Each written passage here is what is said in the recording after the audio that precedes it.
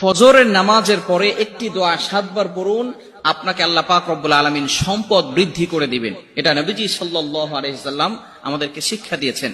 অনেক সময় সাহাবায়ে কেরাম নবীজি সাল্লাল্লাহু আলাইহি সাল্লামের কাছে গিয়ে বলতেন, ইয়া রাসূলুল্লাহ, ইয়া হাবিবাল্লাহ, আমার সম্পদ যাতে করে বৃদ্ধি হয় আপনি আমাদেরকে কিছু আমল শিক্ষা দেন, এমন কিছু আমল আমাদেরকে বলে দেন যার কারণে আল্লাহ পাক রব্বুল আলামিন আমাকে সম্পদের মালিক বানাবেন। সম্পদের দরকার আছে, আপনি নেক কাজ করবেন, ভালো কাজ করবেন, এতে কিন্তু সম্পদের দরকার আছে। ডোনেশন করবেন, আপনি একটি ইসলামী প্রতিষ্ঠান আছে সেখানে আপনি ডোনেশন করবেন, ডোনেট করবেন।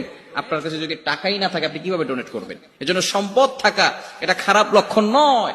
ওসমান রাদিয়াল্লাহু তাআলা আনহুর সম্পদ ছিল, তিনি ইসলামের জন্য ব্যয় করেছেন, তিনি ইসলামের জন্য বিলীন করে দিয়েছেন। এজন্য সম্পদ থাকাটা খারাপ লক্ষণ নয়। আপনি নামাজ পড়বেন, নামাজ পড়ার জন্য সতর টাকার জন্য কাপড় লাগবে, সেই কাপড় কিন্তু টাকার দরকার আছে না নেই? আপনি হজ করবেন, হজে যাওয়ার জন্য টাকার দরকার আছে না নাই? সুতরাং টাকার দরকার আছে, তবে টাকাই সব কিছুর মূল লক্ষ্য যাতে করে না হয়। আপনাকে মনে রাখতে হবে জীবন চলার পথে কিছু টাকা দরকার, এই জন্য আমি দুনিয়ার কাজ করব। আপনাকে এই সম্পদ বৃদ্ধি করার জন্য আপনাকে কারো কাছে কিছু চাইতে হবে না। নবীজি সাল্লাল্লাহু আলাইহি ওয়াসাল্লামের শিখানো একটি আমল যদি আপনি ফজরের নামাজের পরে পড়তে পারেন।